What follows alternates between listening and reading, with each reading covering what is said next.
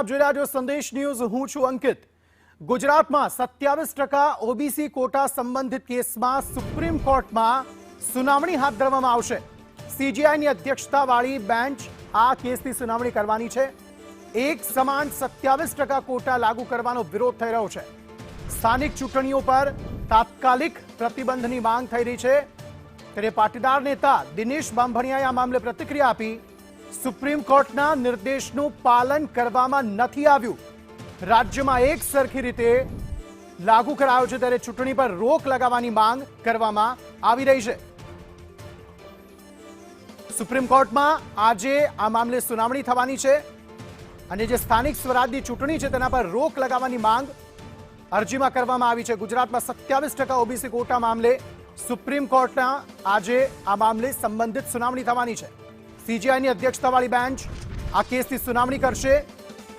એક સમાન 27% કોટા લાગુ કરવાનો વિરોધ થઈ રહ્યો છે અને સ્થાનિક ચૂંટણીઓ પર તાત્કાલિક પ્રતિબંધની માંગ કરવામાં આવી રહી છે।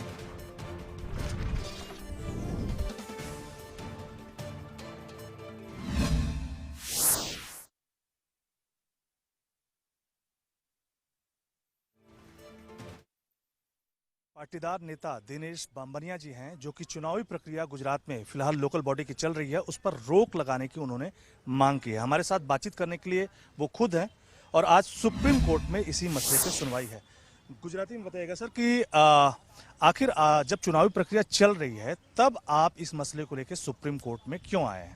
2022 એમેન્ડમેન્ટ હતું કે સુપ્રીમ કોર્ટના એક ગાઈડલાઈન હતી કે રાજ્યમાં એક કમિશન બનાવવામાં આવે અને એક કમિશન પોલિટિકલી બેકવર્ડનેસ જે જ્ઞાતિઓ છે એનું એક ઓબ્ઝર્વેશન ડેટા ક્લિયર કરી અને રાજ્ય સરકારને ભલામણ કરે, પરંતુ નામદાર સુપ્રીમ કોર્ટના ઓર્ડરનું પાલન થવાના બદલે રાજ્યને અંદર ઝવેરી કમિશનની ભલામણો સાંભળ્યા વગર 27% અનામત કેબિનેટની સબ કેબિનેટ દ્વારા આપી દેવામાં આવ્યું।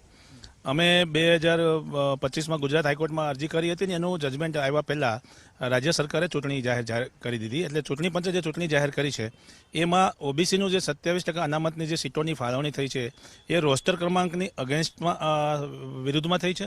સાથે સાથે જે રિઝર્વેશનનો જે ક્રાઇટેરિયા આપવામાં આવ્યો છે એ 27% ફ્લેટ રિઝર્વેશન આપવામાં આવ્યું છે, જે સુપ્રીમ કોર્ટની ગાઈડલાઇનનું ભંગ થયું છે।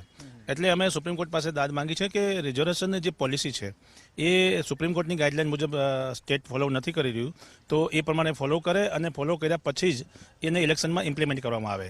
लेकिन आप हाईकोर्ट भी गए थे, हाईकोर्ट ने तो खारिज कर दिया, तो आपको क्या उम्मीद है कि सुप्रीम कोर्ट आपकी बात को सुनेगा और कंसीडर करेगा? હાઈકોર્ટને ખારિજ હાઈકોર્ટે રદ કરવાના બદલે એમાં અમારી સુનાવણી થઈ નથી અને એ સુનાવણી નથી થઈ એના માટે જ અમે સુપ્રીમ કોર્ટમાં આવ્યા છીએ અને અમને સંપૂર્ણ આશા છે કે અમારે પક્ષમાં ચુકાદો આવશે। अच्छा, क्या इलेक्शन कमीशन, जो गुजरात का इलेक्शन कमीशन है, उसको कैविट भी उसने दाखिल किया है? नहीं, वो तो टेक्निकल इश्यूज है, मैं नहीं जानता, लेकिन हमारी जो पिटीशन है वो आज सुनवाई पे है। अच्छा, तो आज सुनवाई हो जाएगी हैं?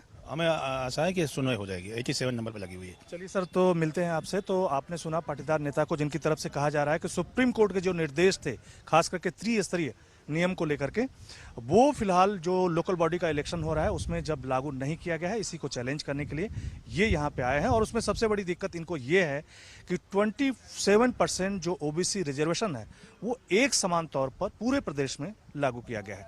दिल्ली से कैमरामैन रोहित त्रिपाठी के साथ